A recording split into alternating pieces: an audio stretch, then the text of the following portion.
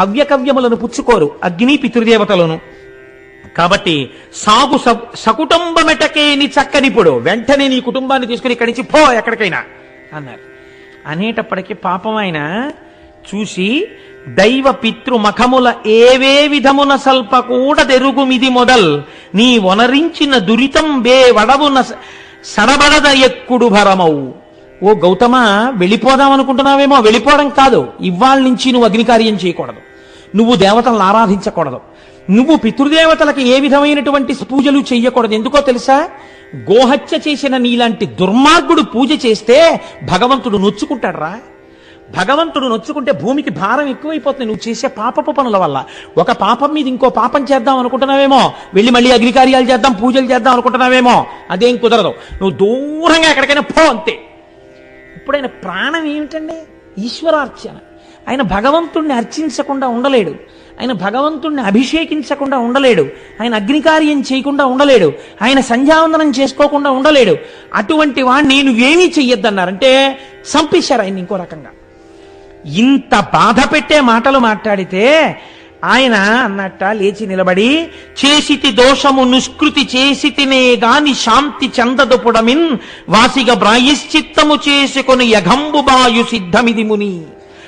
అయ్యయ్యో, తప్పకుండా వెళ్ళిపోతానయ్యా, నేను ఇక్కడ ఉండను, నేను వెళ్ళిపోతున్నానని గబగబా వెళ్ళిపోయాడు మహానుభావుడు. ఒక నెల్లాళ్ల పాటు అలా తిరిగాడు తిరిగాడు తిరిగాడు. ఎంత దుఃఖం అనుభవించాడో అంతటి గౌతముడు. అయితే మీరు ఒక్కటి ఇక్కడ చాలా జాగ్రత్తగా ఆలోచించాలి. ఇంతటి మహర్షే, ఇంత తపశ్శక్తి ఉన్నవాడే, ఒరే నేను గడ్డి పరక విసిరితే ఆవెందుకు చచ్చిపోయిందిరా, ఇందులో ఏదైనా కుట్రుందా అని ఆయన ఆలోచించలేదు. ఎందుకు ఆలోచించలేదు? అసలు ఒకడి గురించి తప్పుగా ఆలోచించడం ఆయనకి చేత కాదు. గోవు కుక్క కాదు, కుక్క గోవు కాదు. ఎంత గొప్ప స్థితి అండి ఆ గౌతముడిది నిజంగా. ఎటువంటి మహర్షి అండి. అందుకని ఆయన అంతర్ముఖుడై చూడలేదు. ఆయనే చూస్తే వీళ్ళ బతుకులు బయటడిపోతాయి. పైగా వెళ్ళి, నేను చాలా తప్పు చేశానయ్యా, ఒక నెల్లాళ్ళు అయిపోయిన తర్వాత చాలా వాడిపోయిన వదనంతో దుమ్ము కొట్టుకుని పోయిన వాడై దూరంగా నిలబడి తన శిష్యుల్లో ఒకడి చేత ఒక్కసారి నా కోసం ఆ మునుల్ని రమ్మనండి అని కబురు చేశాట. వీళ్ళు చక్కగా ఈ నీళ్లు తాగుతూ పువ్వులు పెట్టుకుంటూ చక్కగా ఈ కాయలు పళ్ళు తినేస్తూ ముప్పొద్దుల నా కోపంలో అయితే తెగ తిని కూర్చునున్నారు. అంతకన్నా నేను ఇంకా వాడలేదు, నాకు అంత అక్కసుగా ఉంది. కాబట్టి ఆయన వచ్చి పిలిస్తే ఈ మునులు బయటికి వెళ్ళారు. ఆయన అన్నాడు, చాలా దోషం చేశానండి, నిజమే, ఆవును చంపేశాను, కానీ ఇలా ఎన్నాళ్ళు కూర్చోను పూజలు చేయకుండా, ఎన్నాళ్ళు కూర్చోను అగ్నికార్యం చేయకుండా, నా మనస్సు ఊరడిల్లట్లేదు. ఏదైనా ప్రాయశ్చిత్తం ఉంటే చెప్పండి, నేను ఆ ప్రాయశ్చిత్తం చేసుకుని మళ్ళీ నా జీవితాన్ని ఈశ్వరాన్ముఖం చేసుకుంటానన్నాడు. ఆయనకి కావలసింది భగవంతుడంతే, ఇంకొకటి ఆయనకి తెలియదు. ఆయనకి తెలియని విషయాలు వీళ్ళు చెప్పగలరా అండి? అంటే ఏమో, ఇంత తప్పు చేశాను కదా, ఇంతమంది వాళ్ళు తప్పు చేయకుండా ఉన్నారు, తప్పు చెయ్యని వాళ్ళ దగ్గర తప్పు చేసిన వాడు వినడం వినయం, అంతేకాని నాకు తెలిసని నేను చేసుకోవడం ఏమిటి, మళ్ళీ ఇంకో తప్పు చేస్తానేమో. ఎంత వినయానికి ఆయన లొంగాడో చూడండి. ఆయన ఇంకా ఇంకా మెట్లు దిగి వినయానికి ఎడుతున్నాడు, వీళ్ళు ఇంకా ఇంకా మెట్లెక్కి అహంకారానికి ఎడుతున్నారు. వీళ్ళన్నారు, అయితే చెప్తాం విను. ఇమ్మహి గోహత్యా పాపమ్మును బొనరించినట్టి వాడను నేనంచు మేదిన్ అంతయును ముమ్మారు ప్రదక్షిణంబులనరింపు మొదల్.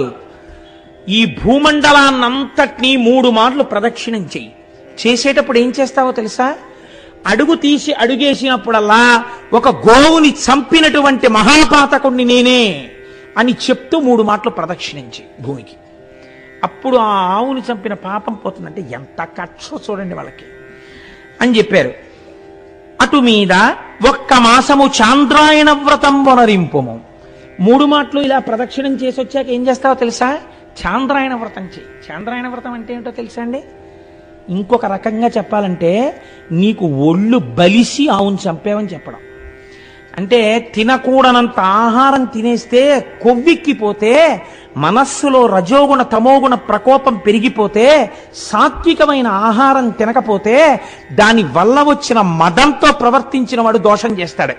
దానికి చాంద్రాయణ వ్రతం చేయిస్తాడు. చాంద్రాయణ వ్రతం అంటే శుక్లపక్షంలో ఒక్కొక్క తిథి పెరుగుతుంటే ఒక్కొక్క కబలం పెంచుకుంటారు, కృష్ణపక్షంలో ఒక్కొక్క తిథి తగ్గిపోతుంటే ఒక్కొక్క కబలం తగ్గించేసుకుంటారు.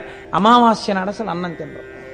అలా అన్నాన్ని పెంచుకుంటూ తగ్గించుకుంటూ చేసుకోవడం వల్ల ఒంటికి పట్టిన కొవ్వు తగ్గిపోతుంది. అంటే వేరొక మాటలో చెప్పాలంటే నీ ఒళ్ళు కొవ్వెక్కి చంపావురా, బాగా తిని ఆయన పెట్టినవాడు తిన్నవాడు కాడు.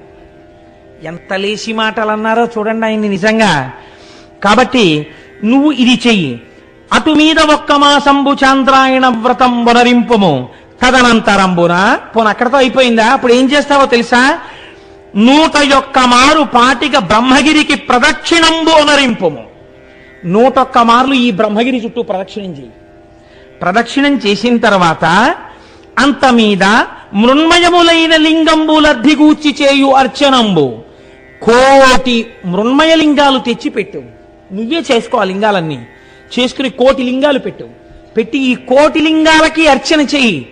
చూడ్డానికి వస్తారు, ఏమిటి మహానుభావ ఈ క్రతువు అంటారు. మహానుభావుణ్ణి కాదు, ఆవును చంపానని చెప్తుండు, చెప్పి చెయ్యి అన్నారు. ఆయన తెల్లబోయాడు విని. ఇంత దారుణమైన శిక్ష, అయ్య బాబోయ్ అంటే అయితే అది కూడా చేయమన్నమాట. అని ఇంకోటి ఏమంటారు అడిగినందుకు చూడండి ఎంత స్థితికి వెళ్ళారో వాళ్ళు. మొగుణ్ణి కొట్టి మొగసాలకు వెళ్ళడం అంటే ఇలాగే ఉంటుంది. కాబట్టి ఇట్లు చేసినచో అఘంబువాయు. ఇక మరి ఒక పద్ధతి వినుము. ఒకవేళ చేయలేవా మొహం అలా పెట్టమే, ఇంకో పద్ధతి చెప్తాం మీరు పునజ్జి అంటే అంతటి మహర్షిని పట్టుకుని ఇవాళ వాళ్ళు ప్రబోధం చేసేస్తున్నారు. ఎంత గొప్పగా మాట్లాడుతున్నారో చూడండి.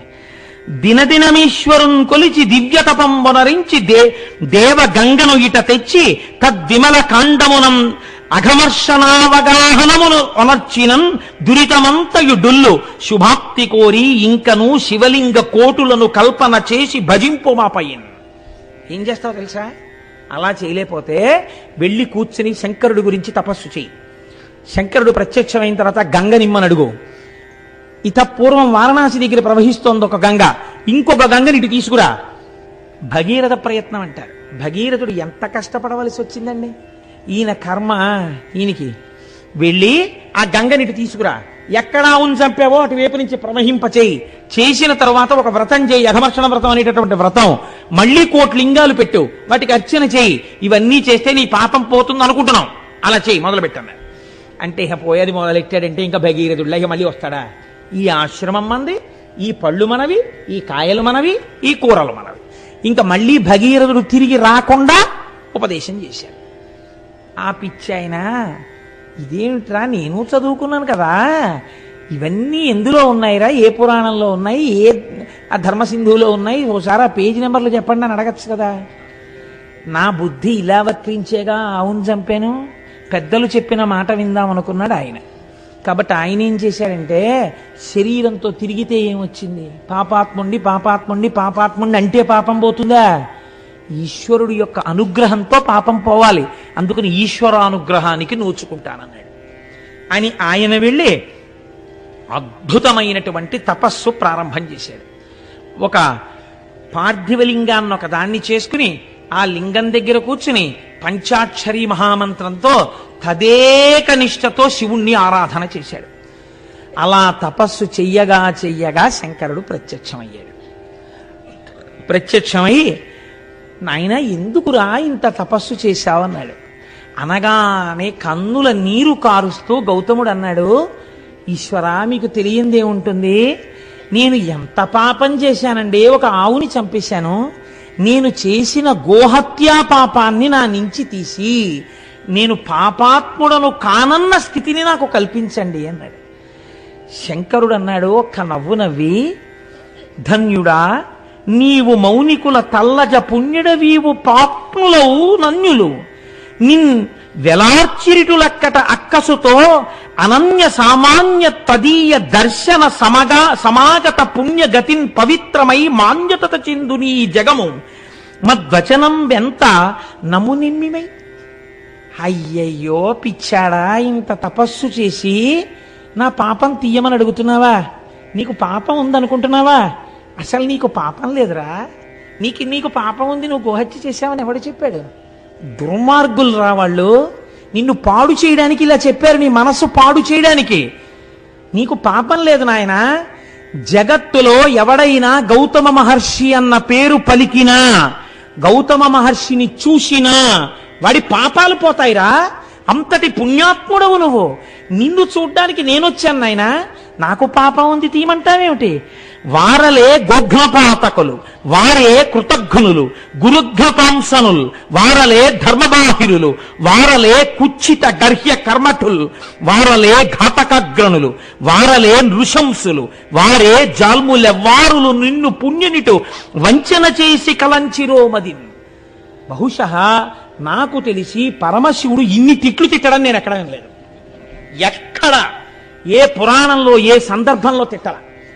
శివుడికింత ఆక్రోశం వచ్చి తిట్టాడంటే వాళ్ళు ఎంత పాపపు పని చేశారో మీరు ఆలోచించండి.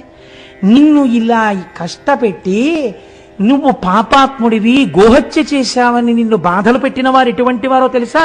వారెల గోఘ్నపాతకులు, ఆవుని చంపిన వాళ్ళు విఘ్నేశ్వరుణ్ణి అడిగిన వాళ్ళు. అలాంటి పని చేయమని వారే కృతజ్ఞ గురుఘ్న పాంసనులు, వాళ్ళు కృతజ్ఞులు, చేసిన ఉపకారం మర్చిపోయారు. వాళ్ళు గురుద్రోహులు, నువ్వు గురువువి, నీకు ద్రోహం చేశారు వాళ్ళు. వారలే ధర్మబాహిరులు, ధర్మం విడిచిపెట్టిన వాళ్ళు. వారలే కుచ్చిత గర్హ్య కర్మఠుల్, కుచ్చిత బుద్ధులున్న వాళ్ళు. వారలే ఘాతకాగ్రణులు, మహాఘాతకం చేసేటటువంటి వాళ్ళు. వారి నృశంసులు, అసలు తలుచుకోకూడనటువంటి వాళ్ళు, మనసులో స్థానమీయకూడని వాళ్ళు. వారే జల్ములెవ్వారులు నిన్ను పుణ్యనిట వంచిన చేసి కలంచిరోమదిన్. ఈశ్వరుడింత కోపం పెంచుకోవడానికి కారణం ఏమిటో తెలుసా అండి? ఇంత భక్తుడవైన నీ మనస్సు ఎందుకు పాడి చేశారా వాళ్ళు? దీనికి నాకింత కోపం వచ్చింది. భక్తుడైన వాడి మనస్సు పాడి చేస్తే వచ్చేటటువంటి శిక్ష అది.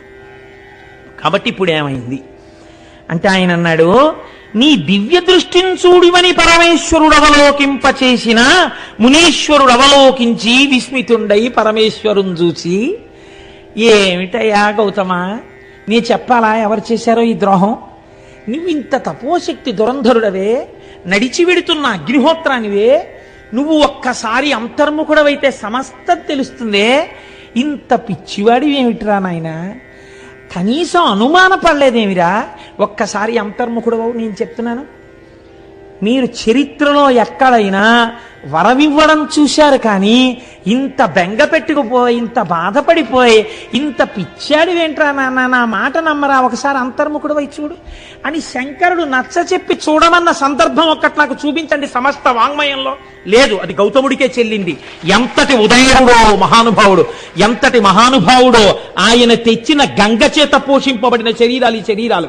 ఆయన గురించి చెప్పుకుని విని ధన్యులం కాకపోతే మనం కృతజ్ఞులం అవుతాం. ఈశ్వరుడి నాళ్ళకి మనకు అవకాశం ఇచ్చి త్రయంబకేశ్వర లింగం గురించి చెప్పుకునే అదృష్టాన్ని మనకిచ్చాడు. కాబట్టి ఒక్కసారి అంతర్ముఖుడై చూశాట గౌతముడు. సత్యం తెలిసిపోయింది, ఎవరు చేశారో ఈ పని అర్థమైపోయింది. వెంటనే ఆయన కళ్ళు తెరిచి శంకరుణ్ణి చూసి అన్నాడు, ఉపకారమయునిరించిరి కృపానిధి నిజంబు వారు కించుకలైనని నీ కృపకున్ పాత్రమనైతిని నిపుణనై వడసి కొంటి నీ దర్శనమున్. ఆహాహాహా, నాకెంత ఉపకారం చేశారయ్యా వాళ్ళు పరమేశ్వర. వాళ్ళు నన్ను ఇలా తిట్టకపోతే, వాళ్ళు నన్ను ఇలా తోసేయకపోతే, నేను ఇలా తపస్సు చేసి నిన్ను ప్రత్యక్షం చేసుకుంటానా?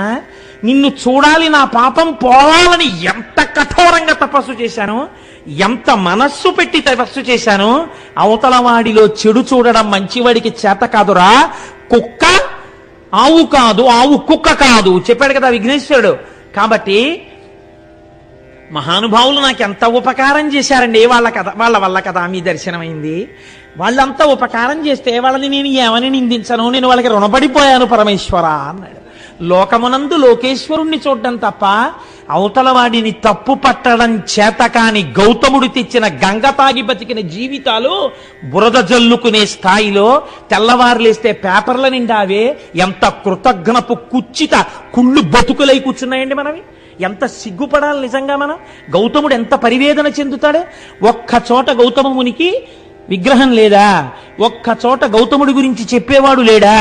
ఒక్క చోట గౌతముడికి ఆరాధన లేదా? ఇంతటి మహానుభావుడని చెప్పి ఆయన పేరు మీద ఉత్సవం లేదా? పనికి మాలిన వాళ్ళందరికీ ఉత్సవాలా? ఎంత కృతజ్ఞతతో ఉంది లోకం ఇవ్వాలా? ఆయన ఇచ్చిన నీళ్లు తాగా మునుల్ని ఎందుకు అనాలి? మనము వాళ్ళు ఒకటి కాదా? కాబట్టి ఇప్పుడు ఈ మాట చెప్పి ఆయన అన్నాడు, అయినా కూడా అని ఆనందించి చొక్కియున్నంత వరంబిచ్చదా కోరుకొనమనుడు. ఏమిటో నీ ఇంత మంచితనం ఏమిటో. సరే అయిందేదో అయిపోయింది, పాపం తీసేయి అన్నావు, తీయడానికి నీకు పాపం లేదు. వచ్చిన వాడిని ఉట్టినే వెళ్ళిపోతానా?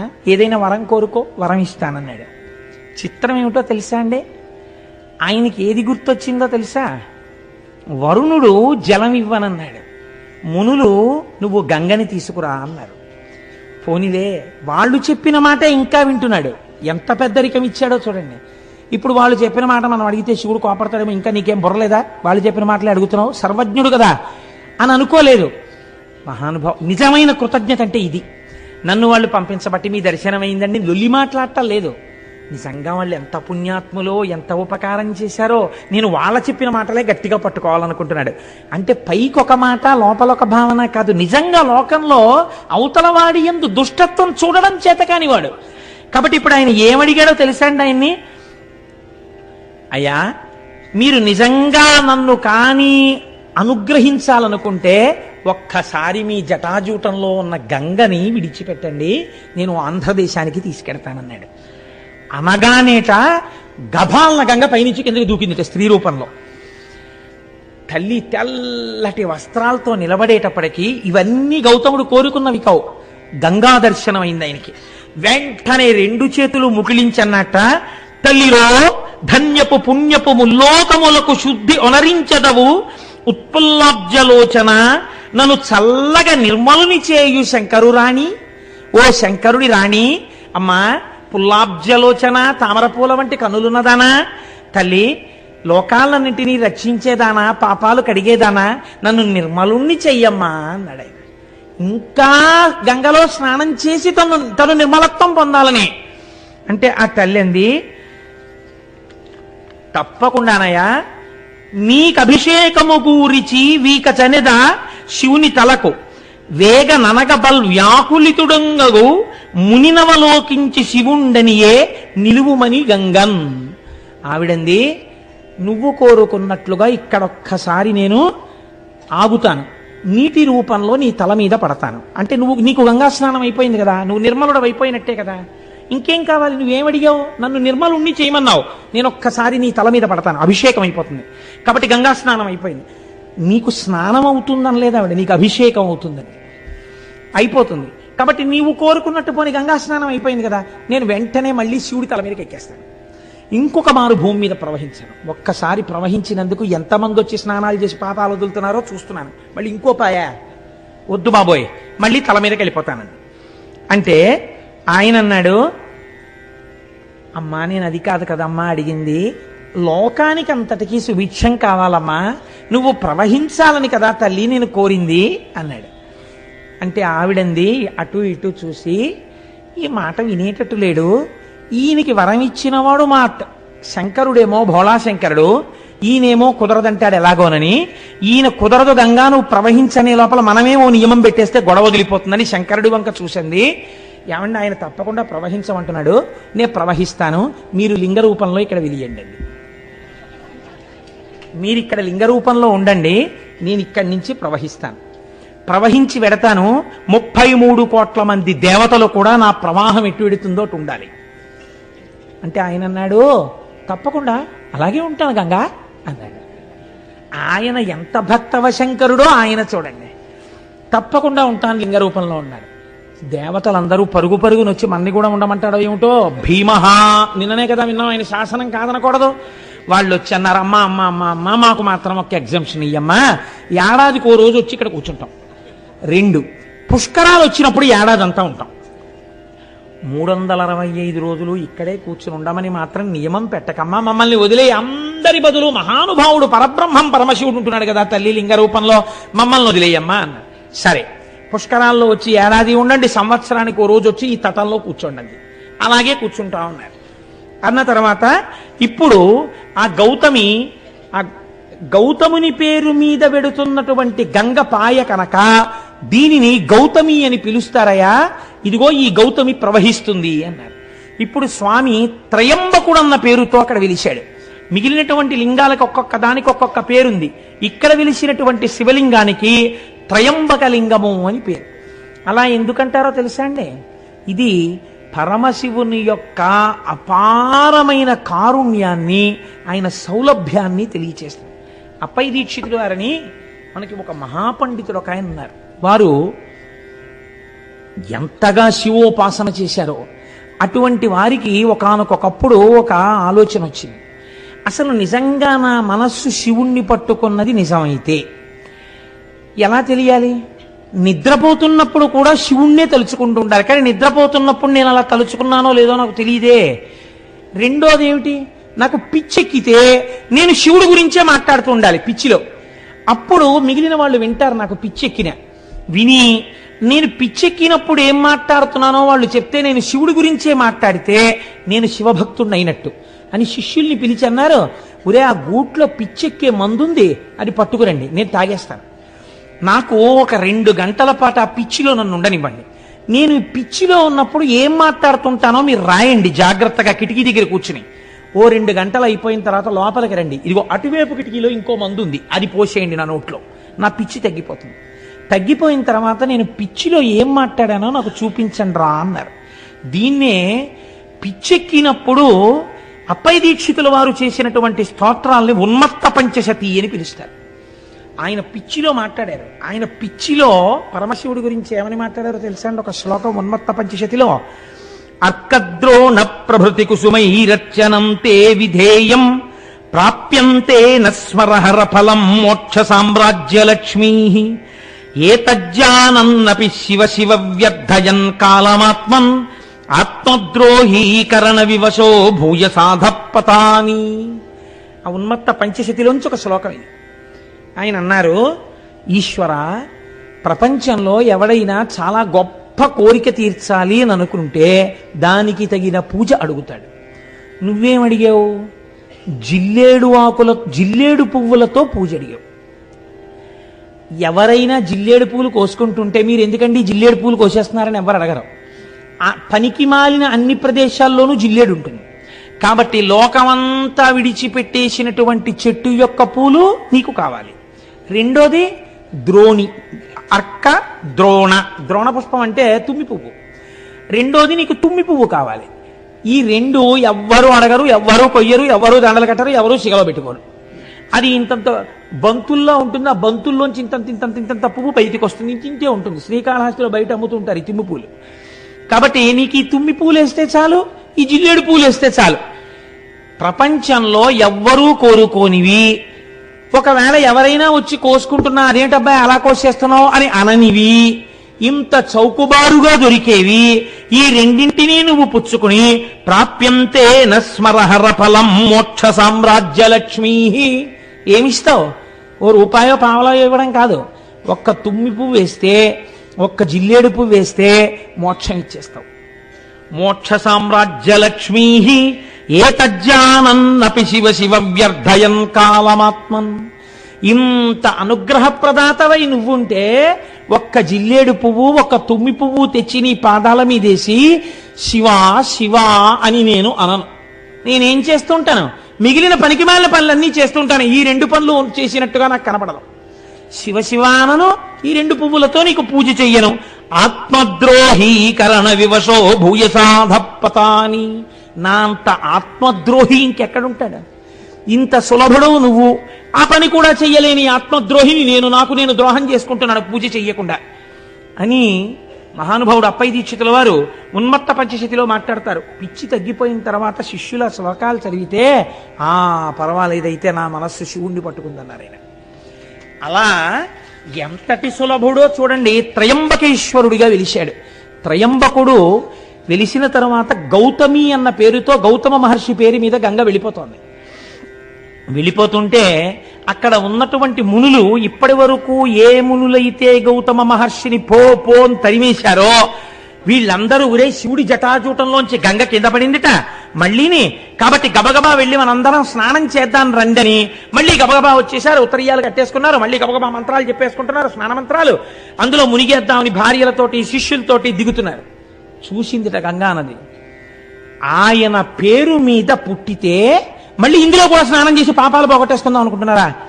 ధూర్తులారా అని కని ధుని ఘోరపాతకులు కష్మలెందు కృతఘ్నమూర్తులీమునుల అపఘ్నమేవమిక ముట్టగ వచ్చిరి వీరు తాకునోర్వను కనరాకపోదునని వైళమలంగి అదృశ్యమయ్యే అంతనే గౌతముండకట తల్లిరో పోయిత పాసి నీసుతున్. ఆవిడ వెంటనే మునులు స్నానానికి దిగుతుంటే అంతర్ధానం అయిపోయింది. అక్కడ ఉన్న నదీ ప్రవాహం హఠాత్తుగా మాయమైపోయింది, అంతే మట్టి అయిపోయింది.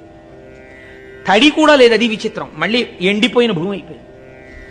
ఎందుకని? ఈ గౌతముణ్ణి ఇంత ఏడిపించిన దుర్మార్గులు మీరు స్నానం చేయడానికి నా నీళ్లు కావాల్సి వచ్చాయా? మళ్ళీ మీ పాపాలు వదిలేద్దాం అనుకుంటున్నారా? మీకు దక్కనివ్వను రాని వెళ్ళిపోయింది. ఇంకింతకన్నా అవమానం ఏముంటుందండి ప్రపంచంలో? అసలు పేపర్లలో ఫోటోలు వేసేసి టీవీల్లో ఎప్పుడు చూపిస్తారో, ఎవడో గంగా స్నానానికి వెళ్ళగానే గంగా దృశ్యం అయిపోయింది అనుకోండి, వాడి గురించి ఎంత ప్రచారం అయిపోతుంది లోకంలో. అయ్యి బాబోయ్ ఇంతటి పాపాత్ముడు ఎక్కడా ఉండనమాటని అలా ఈ మునుల్ని చూసి గంగ అంతర్ధానం అయిపోయింది. అక్కడ ఇంకా జహ్నువు తాగాడు. ఇక్కడ జహ్నువు తాగడం కాదు, గంగావతరణంలో అయితే జహ్నువు తాగారు, ఇక్కడ అది కాదు. వెళ్ళిపోయిందంటే మళ్ళీ ఆకాశంలోకి. ఇంత శివశాసనం ఉంది, పక్కన త్రయంబకలింగం ఉంది, ఆవిడ అయినా లెక్క పెట్టడానికి వెళ్ళిపోయింది. అంటే ఎంత బాధ వచ్చిందో ఆవిడికి నిజంగా. ఇప్పుడు వాళ్ళు ఏడవలేదు, అయ్యో అమ్మా ఎంత తప్పు చేశామో, నిజంగా తల్లి నువ్వే మాకు స్నానం చెయ్యనన్నావు. లోకంలో ఒక సామెత ఉంది, రక్షిస్తే తల్లి రక్షించాలి, లేకపోతే గంగ రక్షించాలంటారు. సీతమ్మ తల్లి అంటుంది ఉత్తరాఖండలో. కానీ భరిస్తే తల్లి భరించాలి, లేకపోతే గంగ భరించాలంటారు. ఎంత తప్పు చేసిన కూతురునైనా తల్లి కాపాడుకుంటుంది, లేకపోతే ఇంకా గంగ కాపాడుకోవాలి. కాబట్టి అటువంటి గంగ మమ్మల్ని కాపాడలేదని వీళ్ళు ఏడవలేదు, వీళ్ళు ఇంకా అలా బిర్రబిగిసి నించున్నారు. ఏడిచిన వాడు ఎవరో తెలుసా అండి? గౌతముడు ఏడ్చాడు. తల్లిరో వెళ్ళిపోయావా అమ్మా, వీళ్ళందరూ స్నానం చేద్దాం అనుకుంటున్నారమ్మా, ఎంత చిన్నబుచ్చుకున్నారో చూడమ్మా, అమ్మా రామ్మా అని ఏడ్చాడు. ఈయన ఏడుపు చూడలేక మళ్ళీ వచ్చింది ఆవిడ. అప్పుడు వీళ్ళు చక్కా లోపల దిగి స్నానాలు చేశారు. చేస్తే ఇంతవరకు చూశారట. కొన్ని చోట్ల గౌతముడు శపించాడని ఉంటుంది. గౌతముడు అలా శపిస్తే చక్కటి అరిటాకేసి నీళ్లు జల్లి విభూతితో ఓంకారం రాసి అన్నం పెట్టి నెయ్యేసి పప్పేసి కూరేసి పచ్చడేసి పులిసేసి పిండి వంటలేసి పెరుగేసి విస్తరి మీద ఉమ్మేసిలిపోయినట్టు ఉంటుంది. ఇంతగా లోకాన్ని ఆరాధించగలిగినటువంటి గౌతముడు ఇప్పుడు ఈ మునుల్ని ఎందుకు శపిస్తాడండి? శపిస్తే ఈ కథకు అర్థం ఉందా? అసలు ఈ ఆఖ్యానానికి అర్థం ఉందా? అది అలా ఎలా వచ్చేసిందో లోకంలో నానుడి నాకు అర్థం కాదు. అప్పుడు ఒక్క మాట మాత్రం చెప్తారు, మునులరించినట్టి యఘమున్ సకలమ్ము నిరింగి మట్టుమీరినవడి గౌతమార్యుడును మరిన్మరి వారణ సేయుచుండినన్ గనలచు అమ్మునిప్రువుల కన్గొని ఇట్లది శాపమిచ్చిరీరును భవదీయ వంశులు విరోధులు కాగలరీశ్వర భక్తికిన్. గౌతముడు శపించలేదు. తమ గురువుగారు ఇంత చేసినా సరే, గంగా స్నానాన్ని మళ్ళీ ఏర్పాటు చేసినా సరే, స్నానం చేసి వచ్చి క్షమార్పణ చెప్పి ఆయన కాళ్ళు పట్టని మునులను చూసి గౌతమ శిష్యులు శపించారు. ఏమని శపించారు? నీకు శివభక్తి లేకుండుగాక అని శపించారు. మీకు నేను నిన్నటి రోజున ఒక మాట చెప్పా, ప్రపంచంలో ఐశ్వర్యమును పాడు చెయ్యడానికి గొప్ప శాపం ఏమిటో తెలుసా అండి? నీ ఇంట జిల్లేడు మొక్క పుట్ట. జిల్లేడు మొక్కలు ఇంట్లో పుట్టాయంటే ఆ ఇల్లు ఇంకా నివాసయోగ్యం కాకుండా పాడుపడిపోవడానికి సిద్ధపడిపోతుందని. నీ ఇంట జిల్లేడు మొక్క పుట్ట అంటే భయంకరమైన శాపం భౌతికమైన ఐశ్వర్యానికి. నీకు శివభక్తి లేకుండుగాక అంటే అంతటి దయాళువైనటువంటి శివుడి మీద భక్తి లేనటువంటి స్థితి ఏర్పడడం అంటే ఇంకా అది మనుష్య జన్మ ఎత్తి కూడా ఉద్ధరణ వేపికి అడుగులు వేయలేనటువంటి వైక్లభ్యానికి గురైపోవడం. కాబట్టి ఆత్మోన్నతిని పాడు చెయ్యాలంటే నీకు శివభక్తి కలగకుండుగాక అని శపిస్తారు. భౌతికమైన ఐశ్వర్యాన్ని పాడు చేయాలనుకుంటే నీ ఇంట జిల్లేడు మొక్క పుట్ట అని శపిస్తారు. కాబట్టి ఇప్పుడు గౌతమ శిష్యులు ఏమని శపించారంటే మీకు శివభక్తి కలగకుండుగాక అని శపించారు. వాళ్ళ నాటి నుంచి జడులై తమ జీవితాల్ని పాడు చేసుకుని తిరిగారు. ఆనాడు వెలిసినటువంటి త్రయంబకలింగమే మనం ఈనాడు వెడితే మహారాష్ట్రలో త్రయంబకేశ్వరుడు త్రయంబకేశ్వరుడు అని త్రయంబకం గౌతమీ తటే అని ఆ గౌతమీ తటి ఒడ్డునే మనం చూస్తున్నాం. కానీ మీరు ఒక్కటి ఆలోచించండి, నేను మిమ్మల్ని ఒక యథార్థమైన ప్రశ్న వేస్తాను. నిజంగా మనం త్రయంబకేశ్వరుడి గుడిలోకి వెళ్ళినా, గోదావరి ఒడ్డున నించున్నా, ఇంత కష్టపడి ప్రయాణం చేసి కాటేసి తీసుకుని స్నానం చేసి గుళ్ళోకి వెళ్ళి పెద్ద క్యూలో నించుని తీరా అక్కడికి వెళ్ళేటప్పటికి జరుగని ఏదో దర్శనం చేసుకుని సంతోషంతో బయటికి వచ్చి గోదావరి ఒడ్డున నించున్నా, మీరు గౌతముడి గురించి ఇంత ప్రశాంతంగా ఇంత ఆనందంగా మీ మనస్సులు నిలబడతాయా? నిలబడవు. నిజంగా అసలు త్రయంబక దర్శనం అంటే ఏమిటో తెలుసా అండి? ఇప్పుడిక్కడ ఈ సభలో మీరు చేసిన దర్శనమే మీరు గౌతమీ తటి యందు త్రయంబక దర్శనం చేశారు. ఇప్పుడు నిజంగా మహామునిని మీరు శ్లాఘించినట్టు మనస్సుతో దీని వలన ఈశ్వరానుగ్రహానికి మీరు లోనవుతారు. ఇప్పుడు ఏమైంది? ఆయన త్రయంబకుడు. త్రయంబకుడు అంటే 3 కన్నులున్నవాడు. 3 కన్నులున్నవాడు సమస్త దేవతా స్వరూపములయందు మహాదేవుడు ఒక్కడే. మనకి ఓం త్రయంబకం యజామహే సుగంధిం పుష్టివర్ధనం ఉర్వారుకమివ బంధనాన్ మృత్యోర్ముక్షీయమామృతాత్ అని మృత్యుంజయ మహామంత్రం. 3 కన్నులు ఉండడం అంటే మీరు ఒకటి బాగా జ్ఞాపకం పెట్టుకోండి. కాలహర కామహర ఈ 2 దాని యందు ఉన్నాయని. మనం పుట్టడానికి కారణమేమి? తల్లిదండ్రుల యొక్క కామము మన యొక్క జననమునకు హేతువు. మళ్ళీ మన శరీరం పడిపోవడానికి కారణమేమి?